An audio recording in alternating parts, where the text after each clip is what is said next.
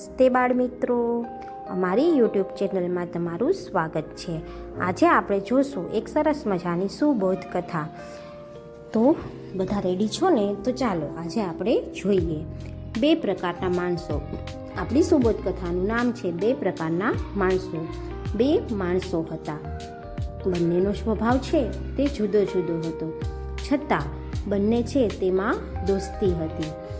હવે આપણે ખબર છે કે દુનિયામાં અલગ અલગ સ્વભાવના માણસો હોય છે. આપણી આજુબાજુ પણ એટલા જ અલગ પ્રકારના માણસો હોય છે. તેમાં એક માણસ હતો તે દોઢ ડહાપણવાળો હતો અને વેદ્યો હતો, અને બીજો માણસ હતો તે વ્યવહારિક અને સમજુ હતો. હવે આ બંને મિત્રો છે તે શું થયું આગળ તે આપણે જોઈએ. બંને જણા એક દિવસ બગીચામાં ફરવા ગયા. તેમાંથી જે દોઢ ડાયો માણસ હતો ને તે બાગમાં જતાં જ વિચારવા લાગ્યો કે અહીંયા બગીચામાં આંબાના વૃક્ષો કેટલા છે, આ કયા વૃક્ષ પર કેટલી કેરીઓ છે, અને આ કેરીઓ છે તે કયા વૃક્ષ પર કેટલી કેરીઓ છે, અને આ બગીચામાં કુલ કેટલી કેરીઓ થાય. આવી વાતો છે તે બગીચામાં બીજા ફળ ફૂલો વૃક્ષો ક્યાં ક્યાં છે, તેનું ઉત્પાદન કેટલું થાય, વગેરે વગેરે તે આમ તેમ ફરતો વિચારવા લાગ્યો અને ગણતરી કરવા લાગ્યો.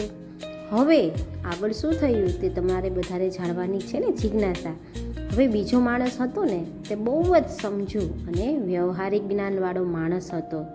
તે જ્યારે બગીચામાં ગયો ને ત્યારે જ તે બગીચાના માલિક પાસે ગયો અને બગીચાના માલિક પાસે નમ્રતાથી પ્રણામ કર્યા અને તેને એક આંબાના વૃક્ષ નીચે જઈ અને સરસ મજાની સારી કેરીઓ છે તે ખાવા લાગ્યો.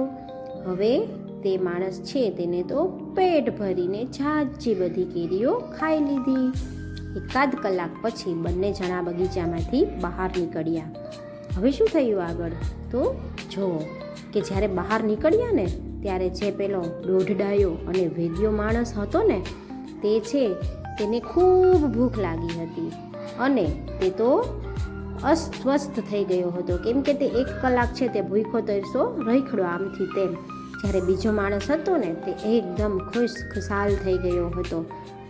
હવે બંને છે તેમાં આટલો ફેર હતો. જ્યારે બગીચાની બહાર નીકળ્યા ત્યારે પહેલા માણસે વૃક્ષના થડને પાંદડાને જોયા, ગણ્યા અને હિસાબ કિતાબ કર્યો તો તેને શું મળ્યું કાંઈ? તે માણસ છે તે પશ્ચાતાપ કરવા લાગ્યો. બીજો છે તે અનુભવવા લાગ્યો. તો જોયું ને બાળ દોસ્તો કે પહેલા માણસ છે તેને કોઈ વસ્તુ છે તે મળી નહીં.